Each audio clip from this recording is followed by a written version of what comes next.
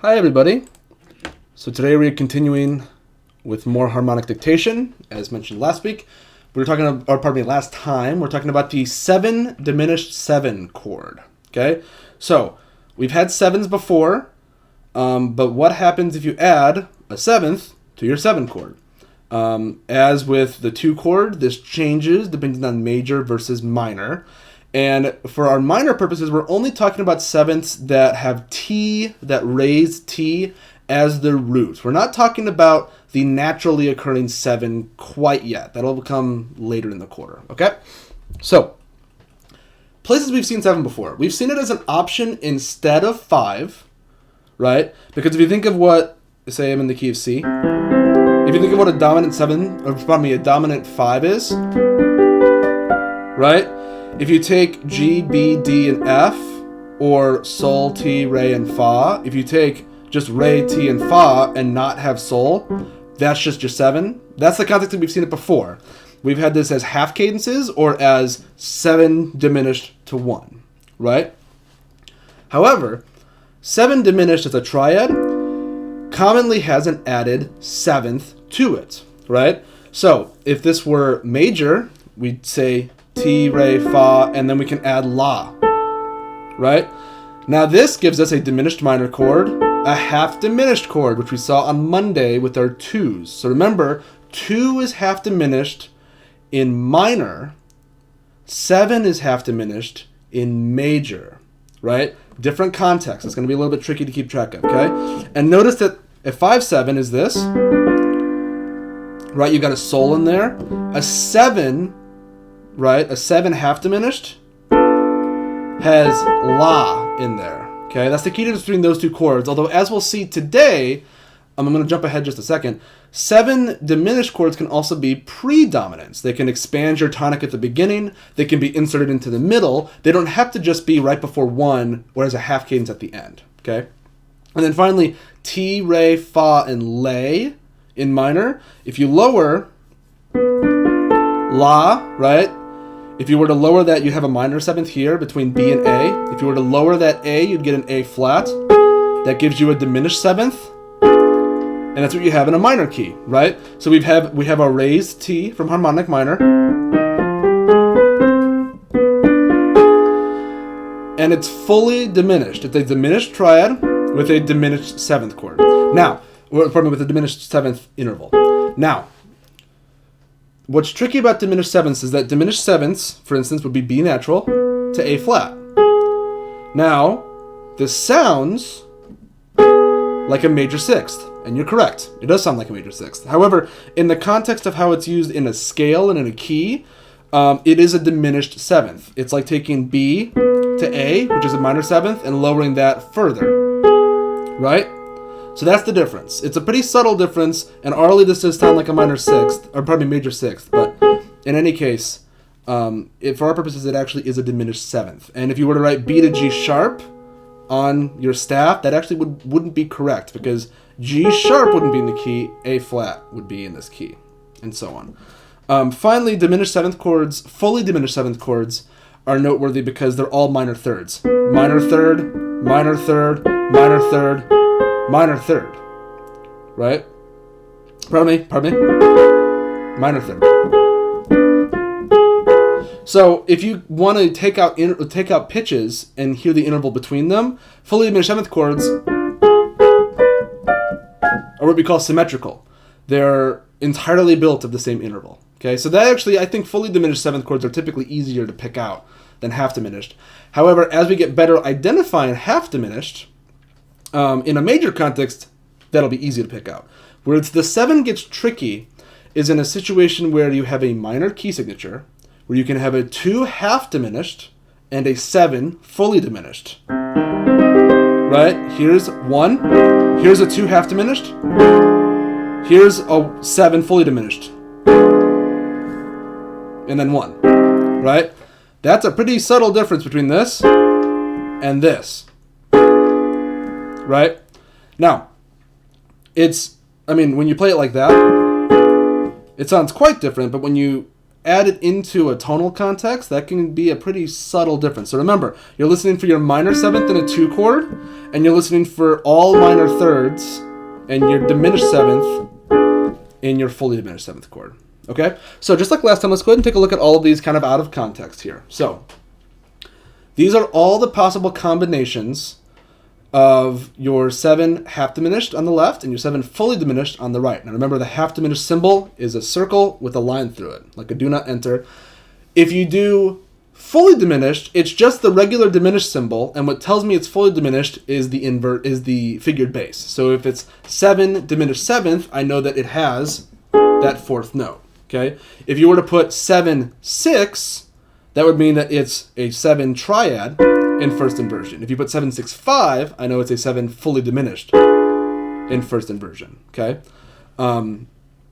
So let's take a look at this for a second. So I've got the same progression here written in both ways. Notice that we have the raised B natural in minor keys. That's particularly important, okay? Because we're not dealing with the natural sevenths, we're dealing with the diminished sevenths, okay? And unlike 2, which typically operates in root position or first inversion, 7 chords, especially the fully diminished seventh chord, because of how symmetrical it is, can kind of be in any inversion. So these are all kind of things you'll see in the wild. So what you want to keep track of is, are you hearing a fully diminished seventh chord and is B in your bass? Because if B isn't in your bass, then it's going to be an inversion of some kind. What's also nice about seventh chords is because we do 4-part harmony here, we do 4-part dictations, since you've got 4 notes, if your B natural isn't in your outer voices, if your B natural is in your outer voices, okay, and if it is in fact a fully diminished or a half diminished seventh chord and you've got 4 different pitches, you shouldn't have B in 2 places. So if you hear your 7, your leading tone, your B in 2 places, that means it's probably not going to be a seventh chord, okay? There are always exceptions in the wild to this, but that's just kind of a rule of thumb to kind of help you along for right now, okay? So we're going to do today a little bit different than Monday in that instead of looking at one together, okay, since we've had 2 and now we're just adding 7, we're just going to do one dictation. It may have 7s, it may have 2, it may have both. Who's to say? We're going to do a dictation right now. It's also just 5 chords, as we've been used to. I'm going to give you 5 listens for this one. I'm still going to roll the 3rd listen for you. 5 listens. It's C sharp minor, a bit of an odd key. And then after this, after we're done with the dictation, we'll kind of talk through it, talk about some of the subtle nuances, and that'll actually be it. So here we go. C sharp minor.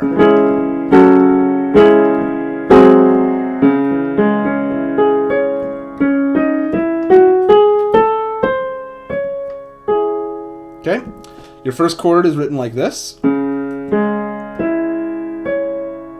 Okay, so here we go. This is listen 1 of 5. 5 listens. 1, 2, 3, 4.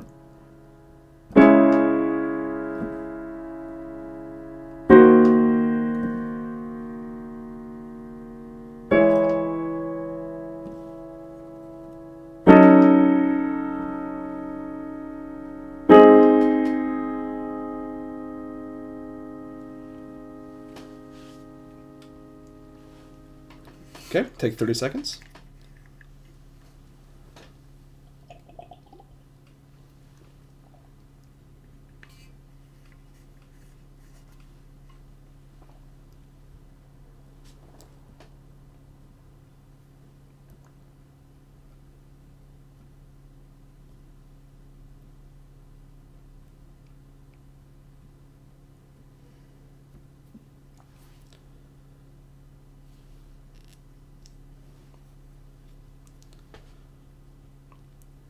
Okay, here we go. So let's do listen 2 of 5, everybody.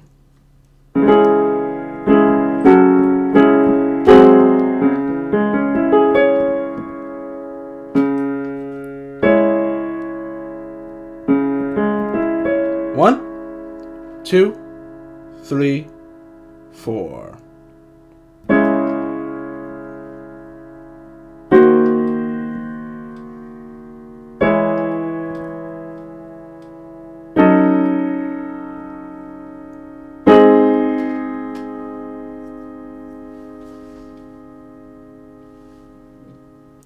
Take 30 seconds.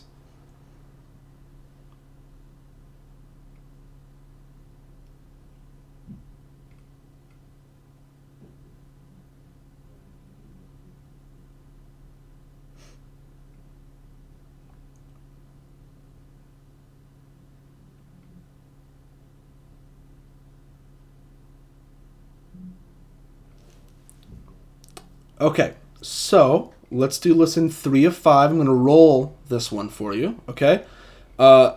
If you're not hearing the bass is ascending pretty high. So if you haven't caught the bass yet, as a hint, I would really try to catch the bass this time around, okay? Here we go. I'm going to roll all the chords for you, okay? Here we go. 1, 2, 3, 4.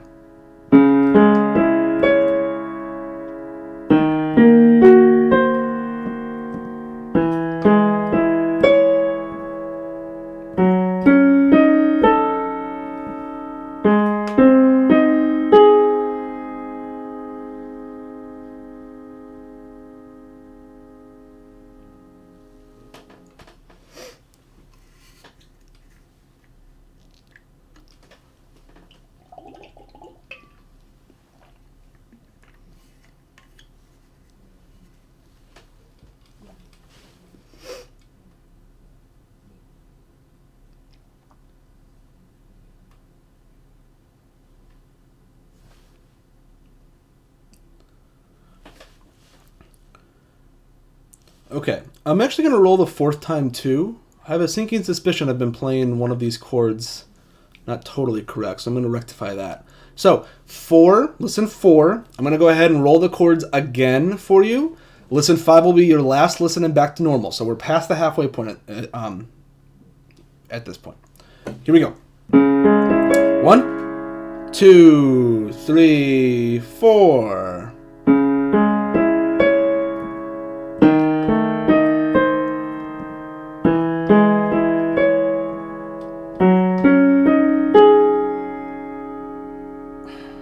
I played that wrong. Here we go.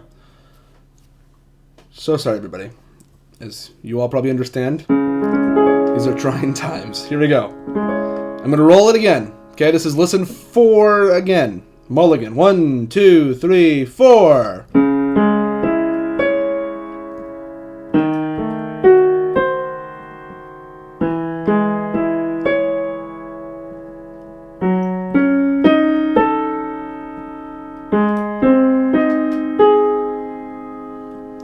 There we go. Okay, take 30 seconds and then you'll get one more listen. You'll get one final listen in 30 seconds.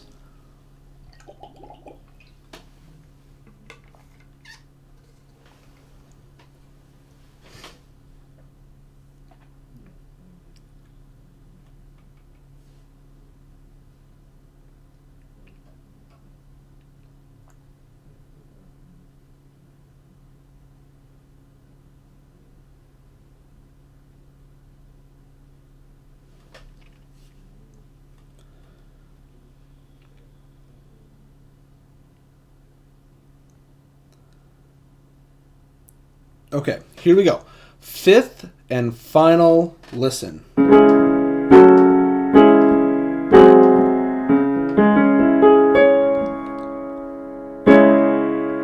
1, 2, 3, 4.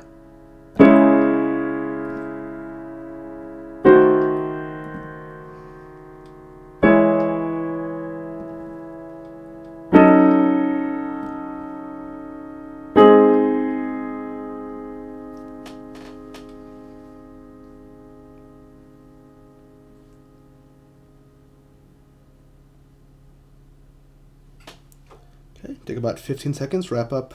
Any final thoughts?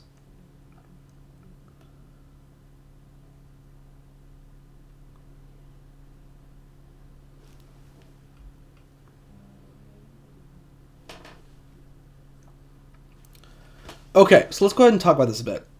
So 5 chords, 5 listens. Starts on 1, pretty straightforward. The second chord is tricky because right off the bat we've got a 7 chord. Now, if you recall from Monday, we had a kind of do, re, mi in the bass with our 5 chord. It was something along the lines of, you know, like... right? Something kind of like that. Same type of thing's happening here. We're using a 7 diminished chord to walk our way up, to walk ourselves up to a 1/6, right? Right? The do, ti, do helps clarify that. We've got our 7, our T, in our soprano, okay? And this chord does not particularly sound like a 5 chord. You've also got tritone, tritone, right? Or rather minor third, okay? So, tricky. 7s are quite tricky, but over time, especially the fully diminished sound, will become quite recognizable, you know? This, let me see here. This kind of, okay? We'll get there, okay? Okay? Okay? The penultimate chord is a little tricky, right? We've got fa on the bass, right? Do, re, mi, fa, sol. And then we've got a 5th in the right hand, or rather a tritone. Beg your pardon. And then we've got do in the middle there, okay? So, this one's a little tricky because the 7th we're looking for that makes us a distinctive 2 is entirely in the inner voices. Re is in the bass, or probably re is in the alto, and do is in the tenor, right? So what we have to use here is, I talked about sonority last time, we have to use our sonority. So we hear fa up to sol, but does this chord sound like a 4 chord? Not quite. A 4 chord would be this, right? It's that pesky re that complicates things in the middle there, right? And again, this is a very subtle difference, so it's quite okay if we didn't quite get this. But in addition, knowing that 2 commonly occurs in its first inversion is kind of the way to get us there. Okay, so our outer voices don't really help us. So we got to really listen for the inner voices and for the overall sonority of the chord. Okay, and then we finally resolve down to just a regular plain old 5 half cadence. Hopefully we didn't hear this as 5 to 6 as if it were some kind of deceptive cadence. This is in fact just a 2 to 5. Okay, what also kind of, this is for 4 as well, but for hearing that final chord is in fact a 5, that kind of lay, sol, is pretty characteristic in a minor key. In any case, that's the example that I have for today. If you'd like more practice, as always, feel free to get a hold of me. We could do some over Zoom. We could do some, I could just send you some more work to, like more practice like this. Or you have McGammet, which does have these chords in it. Okay, you'll have to move on to, I think, the all diatonic options, but they do eventually appear, okay? And the practice modules are fine for that, are great for that too. So, let's talk about what we're doing next time. Next time, we are sight singing and dictating the melodies, okay? We're continuing, we're gonna finish up chapter 12 this week.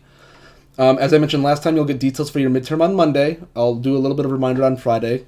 And then your participation assignment for this week is being assigned right now.